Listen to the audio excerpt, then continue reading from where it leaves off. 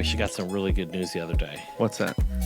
We actually have a legitimate email address Yeah, that's I memorable. did. I told him yesterday. We were driving back across town with a group. And she was showing me. We got a real email address. Yeah. Ted's so happy. Yeah, so all you Although could, somebody with us was like, well, because the other one was so hard, everyone knows it now. Right. I I still was like, I don't hope know it.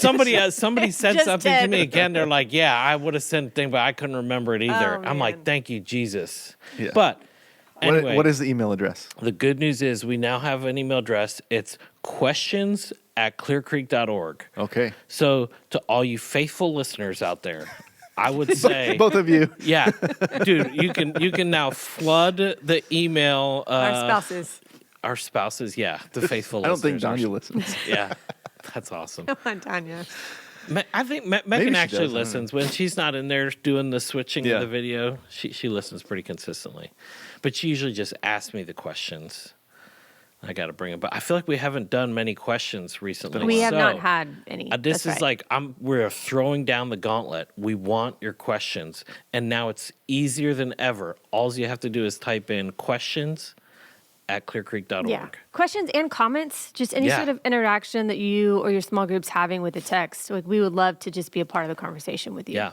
And I would say, I'm not going to lie, it's definitely encouraging because for me personally, there's times where I'm like, oh, God, are we still doing this? Should we keep doing this? And then people will say stuff. So to know that you guys are listening, it is an encouragement to Yeah, keep going absolutely. and doing it. So, Yeah, Ted was just trying to Questions? figure out if we were halfway or not. yeah. Because we didn't start at the beginning of the year because this is like our 19th one. Yeah, we started 3 weeks into January. Yeah. So we're pretty close to halfway. We're getting there. Getting there.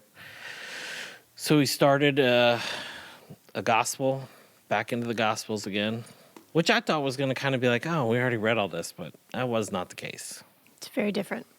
So let's hop in. Mark, what's unique about Mark, or what's the like? Lance, why do we have Yeah, why do we have Mark? Mark whenever we already read Luke?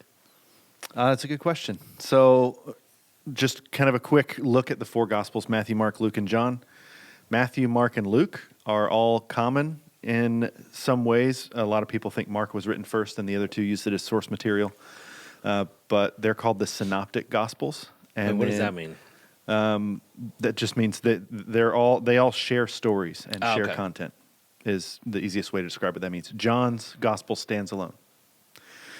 Mark was a companion of Peter and later Paul. And so what Mark has written is, well, I think scholars would say, Peter's perspective on the events. Whereas Matthew, we're going to read Matthew later this year, Matthew was with Jesus himself. He's one of the disciples. Actually, we read about him, Levi at the tax booth. That's Matthew. Wait, what? Yeah, we read this week, Levi at the tax booth. Jesus calls him. Dude, I That's- spent so much time thinking about that, and I'm like, I That's did Matthew. not know that. Yeah. One of his disciples. Well, why didn't they say that? Well, it's like they all have, multiple names, depending. Is that where, like, if you had Mark's read like, Matthew? I did say that. right? I know, but No, I know. But like right after that, he's so much trickery. Jesus is accused of hanging out with tax collectors and sinners, Yeah. and he's questioned like, why are you with them instead of with the religious or righteous people? And he says, because I've come for the people that need my help. Yeah. That was right after he called Matthew. And if you read, I think we read in Luke. We did. I was going back and Like- forth, and Yeah. I'm like, man, how come I didn't write? Because one of the things, we'll get to it. Anyway. Well, I Mind think blown. so. Just remembering, sort of like there's different reasons for each of the gospels Yes. too. And so Luke, we talked a lot about what his perspective was and how he was this historian and he was writing this afterwards to a Gentile, to a wealthy Gentile, and so he was trying to explain this is the fulfillment of the Old Testament, but it's for all people. He went back to Adam a lot. This is for everybody. And you can even, when you start reading this, you can tell, like Lance is saying, this is like an eyewitness accounts. And it's almost like little snapshots of what it looked like to be walking with Jesus from Peter's perspective. It just reads really differently, and it's a different perspective. So Mark is just a guy who happened to be the writer for Scribe. Peter, the scribe for Yep. Peter. And who would they? Was this just like a documentation of thing, or did they like write this down to document like for historical purposes, or did they write it down as a letter to be like, hey, we want to keep telling you people about like this guy's life? I mean, how'd that go? So was it like written for like, hey, all the churches like send this out, or I don't know. Yeah, I mean, I think these letters or gospels were written decades after. Yeah. And so the story of Jesus spread through the telling of the story of Jesus. And at some point, these guys said, we've got to write this stuff down. Yeah. So that it outlives us and outlasts us, so that the people who witnessed it can record, this is what I saw, this is what I experienced. And gospel means good news, but it's actually very particular. It's a proclamation that was used really often back then. For us, sometimes we just think, oh, that just means like, oh, like I've got great news, I'm got a new job or whatever. That was like a political statement. It was there's a new king. Yeah. The good news of the gospel. That's a new king is here. And so it's also this proclamation that they're sending out everywhere. So we can jump in. I think for me initially the I guess what would I say like overall? I just had it in my brain, but I don't know what I'm going to say now.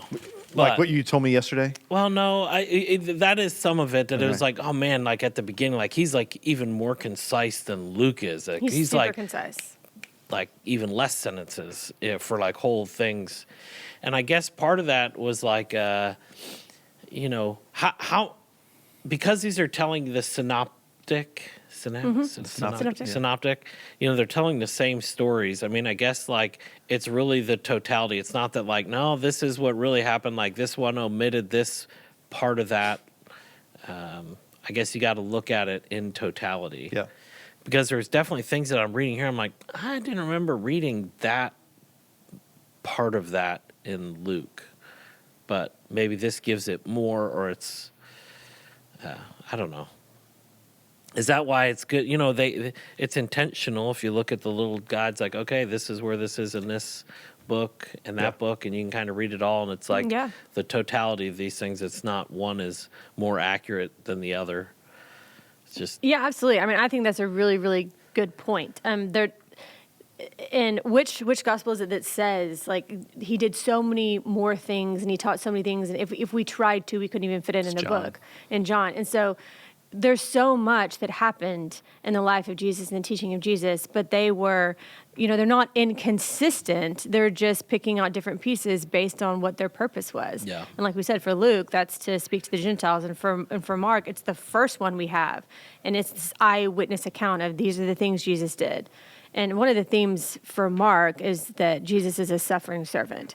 And so he's a suffering servant from the Old Testament, and this is what it looks like. yeah. There's sort of I don't know if that's helpful to talk about. There's sort of three waves in Mark. Like the first few chapters is Jesus in Galilee, and then it's Jesus traveling, and then it's Jesus in Jerusalem. And so he's doing all of these amazing things in this first part that we're reading. But like you said, it's really, the point isn't each story, it's all of that together. What does this mean Yeah. that this guy is here doing all this stuff? And then Jesus tries to explain a little bit, because his disciples are confused in the second section. And then we get to, okay, well, this is actually what it looks like for him to be the Messiah in the crucifixion and resurrection at the end. So it sort of has three movements. The breakdowns on those, I think, are 1 through 8, or at least 8, part of uh-huh. 8, and then the second half of 8, 9, and 10, and then the rest is the third section. So I kind of remember what I was going to say. Okay. In reading this, it's a different perspective. I feel like I am growing in my biblical literacy a little bit. Hopefully everyone is.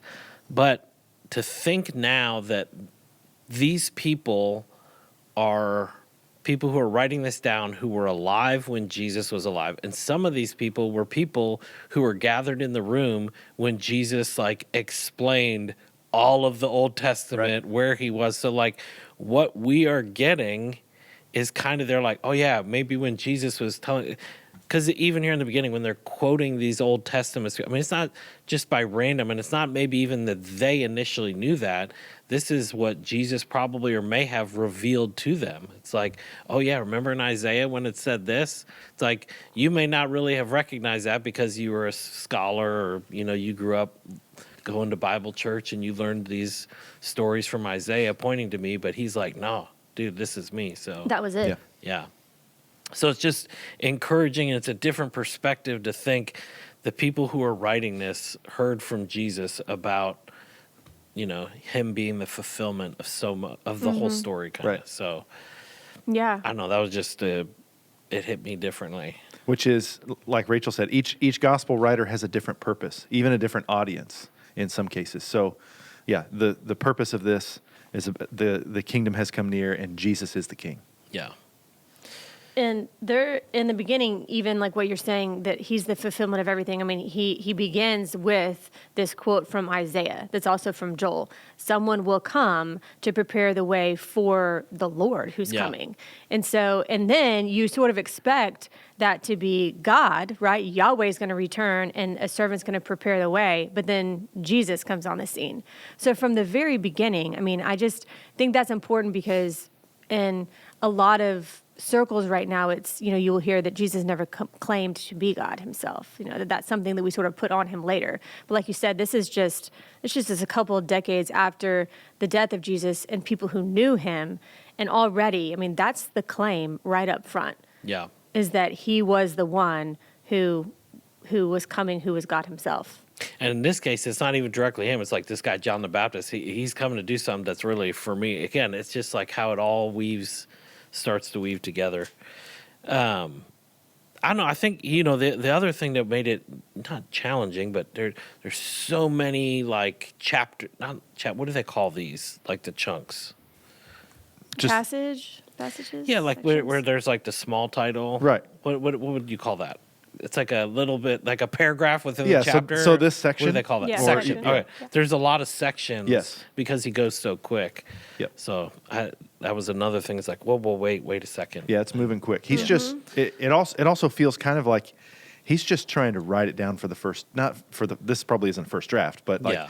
he's the first one, and he's like, we just got to get these things on paper so that people can read them. Yeah, it reads like a collection. Yeah, there you go, like a collection. So I think the thing that I was struck with thinking about initially with one was where it talked about John the Baptist was baptizing people in the River Jordan, and later on, what is it? I guess that's in 5. It said, and they were confessing their sins. So this idea that like, we heard about like what happened in Asbury this past year and other, moves of God and the Spirit throughout history, and just how that is often been aligned with the confession of sins in a greater way than maybe what had been. So I don't know. It just was interesting. Oh man, if you go back to the beginning of Jesus's ministry, at the beginning of that, it started with a bunch of people and the confession of sin, and Yeah. then stuff happens. So I don't know. Yeah, I mean, May not. repentance is the heart of all faith. And I mean, that even makes me think about, like, all throughout Luke, we kept saying how every time Jesus did anything, it was repent, turn, and then follow. And so it's like John's getting them ready for Jesus to tell them that. You confess your sin, repent, and then the one who you're supposed to follow is coming. Yeah. Confession's not easy to do, though. No. Like it's not an easy practice to live into. I mean, who are you confessing to? You have to have people in your life. So Rachel and I heard Andy Crouch speak yesterday. It's what we were driving back across town with a group of people after listening. But he talked about his practice of this group of friends that they just have a commitment to honesty with one another, and what they share with each other doesn't go anywhere. But it is a place where like you are completely open and vulnerable. And so there's a part of me that I have experienced that, but I realize that unless you have intentionality behind it, then it's not easy to keep up with. Yeah. No, I mean, just to piggyback on that too, like one of the things I was thinking about reading this chapter is, whenever Jesus is baptized, which he's baptized because he's showing us the way, right? He's showing us what we're to do because we're supposed to look like Jesus. But the Father says, "You're my beloved Son. With you I am well pleased." And just even like, because we've already gone through some of these letters when we sort of dug into the theology, that we know because of what the gospel is, just that our participation in Jesus and his death and resurrection and just who he is, that whenever the Father looks upon us now, if we're in Christ, it is, you are my beloved, with whom I'm well pleased. And really, our small group has been talking through some hard stuff lately, and there's this song by Matthew West called Truth Be Told. And it's this really beautiful song about if I can stand before you, God, my Father, unashamed, and say the truth, then I can say the truth to anyone. You know, if the God of the universe, if the judge over all can forgive me and say, you are my beloved, then we should be able to come to one another and do that, even though it's really, really hard. But that's where life is. For sure. So what do you say to somebody who like, yeah, all that sounds great, but what's the first step in that vulnerability, first step toward confession, to tell another person, Yes. this is what's true in my heart, or true about me, that I need to confess? I think the first step is being honest with God first, because I think that can even be hard. Even though we know he knows, it's still hard to go before God and, say the things to God. Yeah. And then really picture the fact that he loves you and forgives you and is with you even in that. So I think that's the first step. But then I think that just takes so much risk and vulnerability. So one person that you really can trust, that you really can know will sit there with you. But it's worth trying. What do you think? Oh yeah, I think honesty before God, and then you have to have that relationship of trust, and so that doesn't come easy. It doesn't come quickly. It's also weird if you just like grab a person and it's like, I got to tell you all my junk. Right.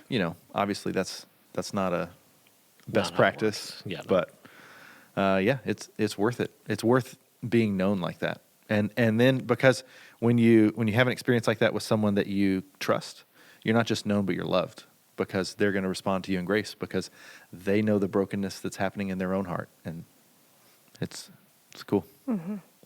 And I think too, it can be like, the church answer is always like, oh, just get in biblical community. And then like, find like, I don't know that, like, as I think back to all the small groups I've been a part of, that I always felt, not every small group is perfect. I don't know Right. that I always felt that I had It doesn't either always the happen. trust. Yeah, it doesn't always happen. So I think you got to be even vulnerable, not in the sharing of that, but putting yourself out there to try and identify that person. Maybe it's someone from a previous small group, or you got to be vulnerable enough to ask, like, hey, I'm looking to I find a relationship where I can have this type of vulnerability, and so you got to kind of seek that out. And Yep. that may not always be in your small group. Hopefully it is. But anyway. I think just some of the weird things that came up in this again, this idea of the angels were ministering to Jesus when he was out in the wilderness with the wild animals. I found myself contemplating, like, what the heck does that even mean? But I'm not looking for an answer, just giving you a glimpse into my time of this is weird. Yeah, I think so much of this, all the spiritual aspects do seem weird to us, like demonic possession, angels ministering, all of it. It feels foreign. Which again, we're getting, you get back in the story again, you forget about how much like demonic forces are there, and how much, I guess it's like, okay, if Jesus is going to usher in this new kingdom and he's going to have dominion over or authority over that community, he's got to kind of like clear out the forces of I don't know what's an appropriate way to say that. Yeah, I mean, I think it's just even worth what you're saying, which is really just like, that is real, right? Angels aren't like centaurs or unicorns. They're not part of some fantasy world from fiction. Unicorns aren't real. But that's, those are real spiritual beings that do play a part in our world. And that, again, it sounds weird to us, but it's true, because we are very comfortable with a very materialistic world. Yeah. That's how we want to live our lives. That's how we think, even with our spiritual life sometimes. But that's not real. I mean, demonic forces are real. Angelic forces are real. God's spirit is with us and moving within us. And so it's good to be reminded of that in our prayer and in how we live in every way. Yeah, it's funny. As you're saying that, like we've had conversations. Sometimes, like I may say words that some people might not find appropriate, and we may have like young listeners. So I'm trying to do a better job because maybe they're in the car with somebody. But I'm thinking, like you just said, unicorns may not. And so it's probably because I have two daughters. I'm thinking, like, dude, you're just crushing their dreams because of that. Some 5-year-old is heartbroken. Yeah. They're like, Mom, wait, what? You've been like unicorns aren't real? All right, let's keep going. Chapter 2. So this was one where like I did not realize that Levi is Matthew. And so I'm just thinking like, yeah, man, he's just like calls this random dude at the tax who's sitting at the tax booth to follow him. And what did that even mean? And when he just says, follow me, what does it mean to follow? I think it's worth talking about that. So like when Jesus calls someone, his disciple, let's not just say someone. When Jesus calls the disciples, you see they drop their fishing nets and leave their family business. They leave a tax booth. Is Jesus that charismatic or that persuasive or that powerful that he can just walk up to a stranger and say, "You come with me," and they're just gonna like a zombie, like a puppet do it? I just don't think that that's what happened. I think Jesus was becoming known. He was talking about the kingdom. He was healing. People were aware of who he was, and so these guys that he called to be his disciples, I think already had an awareness of who Jesus was, and he invites them like, I'm choosing you to be one of my disciples, and I'll be your rabbi. And so that they are chosen by this person they already respect, that's what causes them to drop everything. They already see something happening. Yeah. Would you agree? Oh, absolutely. Yeah. I mean, even before he calls Matthew, I mean, it says that there were so many crowds that they had to drop, the man who was paralyzed through the roof because there were so many people surrounding the house. Yeah, no, it's good. I'm glad we're clarifying this because I kind of had some different, I didn't realize that. Like, just imagine if this guy, you don't know that this guy's Matthew. This is just some random dude who's sitting there. Right. And he's like, follow me. And he's like, okay. He just follows him. And then what does it mean? Like, looking at that word, now it's got me thinking, like, okay, they didn't write in English. So that word follow, what did that actually mean? Oh, that. And so I tried looking up. No, you go for it. No, you go. You got so excited. Well, no, I just think Rachel and I both have listened to a podcast recently where this was part of the conversation, and apprentice is probably the best word in our English language to. So those together, the idea of follow, disciple, be my apprentice. It's like apprentice under me. Yeah. Learn from me and become like me, so that you can do what I do. Yeah. And so that's really the invitation is leave your career as a tax collector or a fisherman and apprentice under me, and I'm going to give you a new path for your life. No. Yeah, and I think that's important for everybody because he invites all of us to follow him. And so sometimes people just think, oh, that just means we talked about this, just believe in Jesus and I am a Christian. But when he says, follow me to all of us, that's the invitation, is to be his apprentice, to sit at his feet, to learn from him, and then do what he does. And we've talked a lot about what that looks like already. That is learning, and that's loving, and that's also suffering and sacrifice. Yeah. All right. Then he jumps into this idea of fasting, and we get some weird metaphors or weird illustrations here of this bridegroom, and you're not gonna fast when the bridegroom's around. And so, clearly, I guess Jesus is he's the bridegroom in this situation. But then it's oh, no, once he leaves, so in this period of time we're in now, it's okay, you might be fasting. But then I don't get the whole, the unshrunk deal and the wineskins. What's that all about? I mean, it's further illustrating that, but I guess I don't see the connection. Yeah, I mean, I think there's sort of 2 points he's making. One is that I am the bridegroom. I'm the one who you should be celebrating because I'm the Messiah. I'm the Savior. So we're going to celebrate now, but there is a time coming whenever everyone will mourn. I mean, he's sort of letting them know this is coming. Let them celebrate me now because I'm real and I'm here.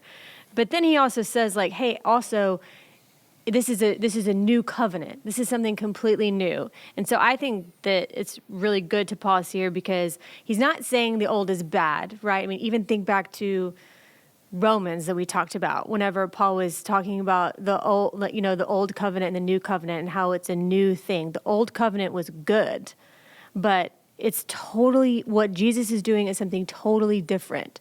And so he's just trying to tell people, and he does this again with the Sabbath, you can't have the same expectations, you can't have the same rules, you can't live the same way now that everything is being fulfilled, now that all the promises are coming true in me. It's a whole new thing. Okay. Everything's about to change. I think that's helpful. Yep. The new kingdom It's a doesn't new work covenant. in the old one. Yes. The new wine doesn't go in the The old law wineskins. is really, it is. It's the same as the law was good, and it showed them this is what it looks like to be God's people. But now we have the Holy Spirit, and so it's a whole new way of life. All right. Chapter 3. We got to start zipping through this. We're going to run out of time. Chapter 3 starts with Jesus healing somebody in the synagogue, and people are outraged. Right? The Pharisees went out immediately and held counsel with the Herodians against him, how to destroy him. Yeah. So Pharisees and Herodians did not like each other is an understatement. Enemies. That'd be like the Republicans and the Democrats working together excitedly in unison to be like, we got to destroy that guy. Yeah. It's unheard of. That's awesome. I don't know why I said that's awesome. I wasn't afraid of that. I'm just That's idea how of, radical all like- this is, though. I Yeah. think it's really easy to read through and go, oh, he did this and he did this and then did it. And like, we don't even know what he's really talking about. But this was this really radical, huge thing, which is also why he keeps saying, don't tell anybody. Don't tell Right. anybody. And go ahead. Yeah, no, I was going to say this is another one where, again, it's like over and over, like you see, like when he talks about these like demonic or these demons, like they all knew who he was. And maybe it was in the last chapter where it said, the house, whatever divided, like you can't, I don't know. We read Well, that because in they're this, like- accusing him Yeah, of of being being- in concert with the demons. Yeah. I think this reading through Mark for me, what stood out about the spirit realm and the demonic and all that is just Jesus' authority over it all. Yeah. It's like I was going to say simple, but his authority is not simple. It's just how simply Mark lays out the power Jesus has over all this stuff. And so this is not normal for us. Like Rachel said, these are categories we don't think in, and because we live in a material world where we don't think about the spirit, but Jesus is powerful over all of it, just with his very word. I'll say my No, phone. Is that you? Me? Yep. I don't know. One thing in here, maybe we talked about this, the whole blasphemy of the Holy Spirit, this idea that there's this unforgivable sin. Did we talk about that in Luke at all? No, I think it's I don't think we did. Matthew. Yeah. Okay. Well, I think when I read it, I hadn't done my, there's a little like cheat note thing in my. What'd your cheat note say? I mean, I don't know that I was much of a fan of it. It's basically like, oh, if you're concerned about it, you couldn't have done it. So it's like, well, I don't know that that's really helpful. Is ultimately what it distills down to. But it's basically, my understanding from what it said in there is like, it really has to do with more of like, if you have this belief or understanding, if you've had this revelation or acceptance of who Jesus is, and then you say that or come to believe that he's Satan, that's blasphemy of the Holy Spirit. So is that right, wrong? You guys like shaking your head? I mean, I don't think know. that's the gist of it. I mean, you can't really come back from. I mean, if you've witnessed the power, if you've seen the presence of Jesus, and then you say that is demonic, that is evil, that is a sin you don't come back from. Yeah. And I think, and that's the only point. It's not that you can do something that God won't forgive. It's that if you're attributing God as evil, then that is the opposite of allegiance to Jesus. That is aligning yourself completely with forces of darkness against God. And he's saying that's something that you cannot be rescued from. Well, that's a penalty that what Jesus, the atonement, can't. Yeah, and that's not Cover. like that's not like, oh, you made this mistake, and if even if you try to repent, you can never come back from that. It's when you are not aligned with God, when you don't follow Jesus, then you don't receive the forgiveness of God. Yeah. Yeah. I don't have anything to add to that. So if you're concerned about it, you don't have to worry about it. Yeah. Anyway, all right. Let's jump into 4. I'm trying to think of some things that I had. Yeah. It's a great parable. The sower. I see. I have all these like remembrances again. I was trying to I found myself flipping back to Luke, be like, where was that and what? Because I feel like that was different, and maybe not some 5, some of that stuff, but the lamp under a basket. I don't know why I had question marks there. I was like, what the heck?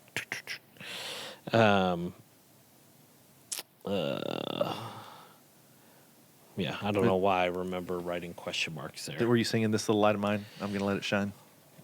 I don't remember. No, probably not.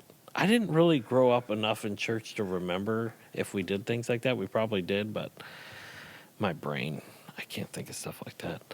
I remember like Jesus calms the storm. At the end of that, like, who then is this that even the wind and the sea obey him? What I find it interesting is like, dude, they've witnessed him like do so much stuff even up to this point, and now they're being like, oh, like the wind and but here he is casting out, doing like healing people, and now they're asking this. It wasn't the first time when like he like healed somebody or cast out a demon that they're like, oh wait, who is this guy that like can do this stuff? So they probably did. Yeah, It was maybe just they interesting did that's where they both said that. times. But I think that there is a little bit, for me, a little cultural context is helpful, and that is that the sea was considered chaos and evil to them in that culture. And so, like, all the way from Genesis, all throughout the Bible, the sea, the water is considered a very chaotic, bad place. And so, and also these storms were, think about last week, the big storm we had, but on the water. I mean, they're huge waves. Even now, they can topple cars that are on the side of the Sea of Galilee, and so it's terrifying to be there. And he was asleep. But even so, when we read, I think Psalm 67 today, right, or for this week. But I think in Psalm 65. And lots of Psalms, but in Psalm 65, right before the one we read, it talks about how the God who is creator can, by his word, calm the seas. And so this is this whole section is about the authority of Jesus, about who he really is, that he really is God with us. And this is another one of those sections. And that's why it's like, well, who is he? It's like the forgiveness of sins. Who is this guy who can forgive sins? And then who is he that he can calm the chaos? That he can bring peace from chaos. I mean, it's a really big statement that's happening. Yeah. It feels next level to me. I mean, you can see, I guess I can imagine watching Jesus help someone walk, and you're like, wow, that's impressive. You don't think of like leprosy. Yeah. I mean, I haven't seen a leper, but I've seen like movies where they're depicting someone who's got leprosy, so I can begin to imagine that it's probably worse in real life. Yeah. So anyway, but yeah. But then you're in a boat and you think you're going to die. I mean, they wake him up like, don't you care we're dying here? And then he just makes it all stop. And you don't know who I am still. Yeah. Yeah. I just to calm the ocean. It's not an ocean, but the sea. Yes. Yeah. Excellent. Yeah, I think again, it's for us. It's context. For them, there are these moments. It's forgiveness. It's power over creation. It's all these things that only God has the authority to do. Because there are a lot of people who can heal, not like he does. I mean, he's showing what the kingdom looks like, but also this is who I am. So 5. This is one where this is the last one. I didn't realize we had a psalm. I'm not gonna lie, I didn't read that. It's short. It is short. Okay, well then you guys can help me figure that out when we get there.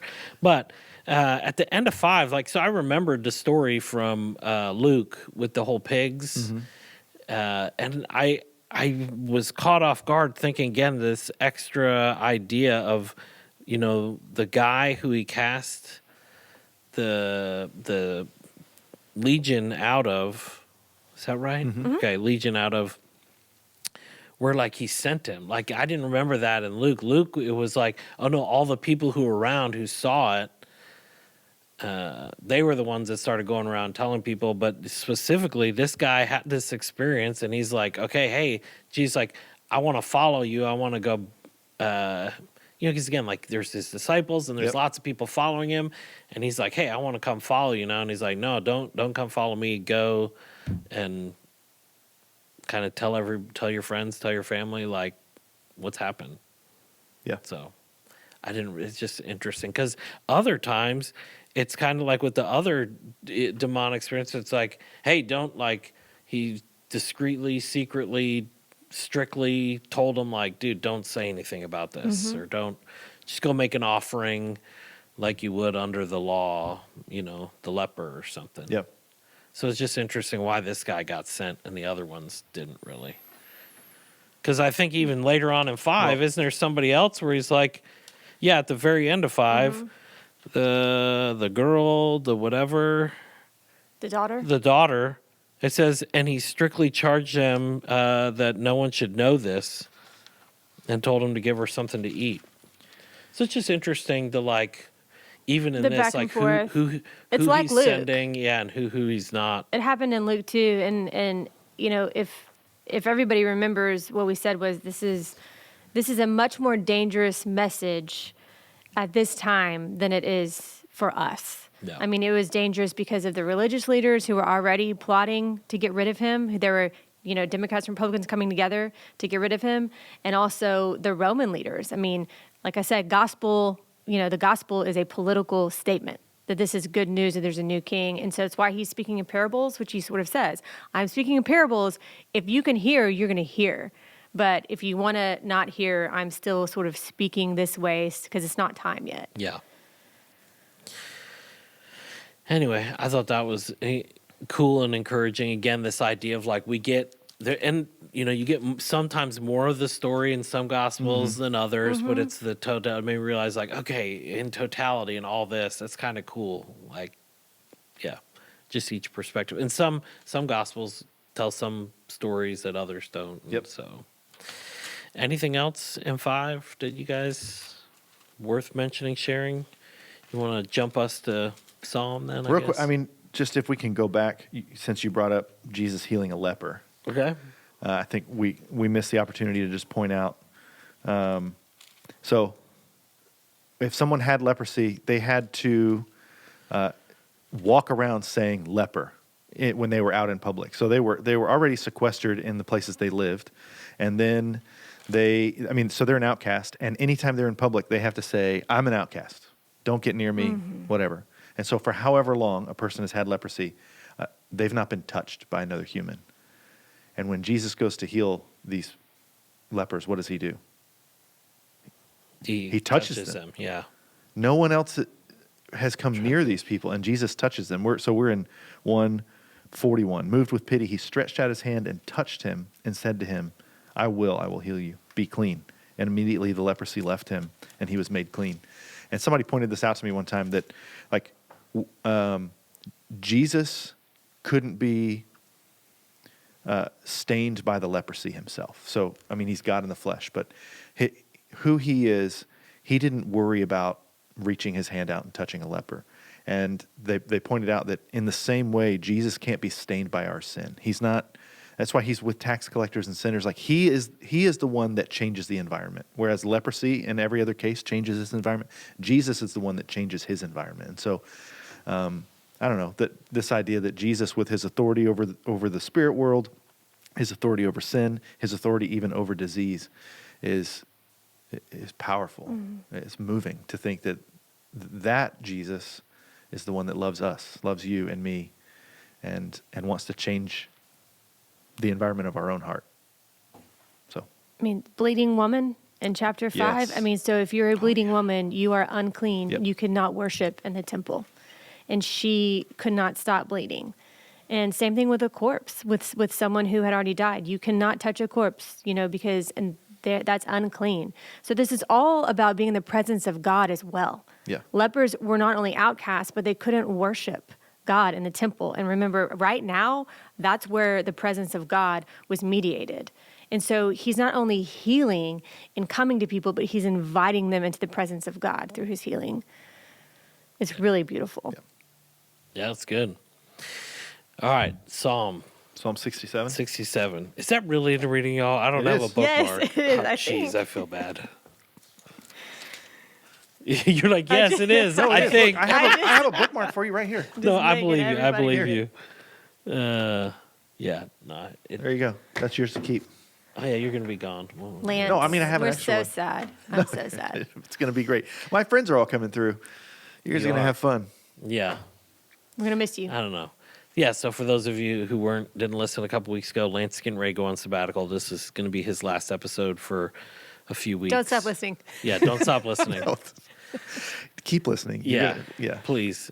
But we're not going to tell you exactly when he comes back. So you got to keep listening to know, like, oh wait, is he going to be on this one? Oh wait, is he Yeah. going to be on this one? It'll be a couple weeks, A few, maybe. a few. All right, Psalm 67. Yes. May God be gracious to us and bless us and make his face to shine upon us, that your way may be known on earth, your saving power among all nations. Let the peoples praise you, O God. Let all the peoples praise you. And when I read this, I was struck by, this happens in the Psalms often, but like this one just, I don't know, it feels like a speed bump that you didn't slow down for. The first sentence, or the first phrase, may God be gracious to us and bless us and make his face to shine upon us. It's almost like the psalmist is saying this to the people, like, may God do this. But then without even recognizing that he's done it, he now turns everything else he says is to God. That your way, Lord, may be known on earth, your saving power among all the nations. Let the peoples praise you, O God.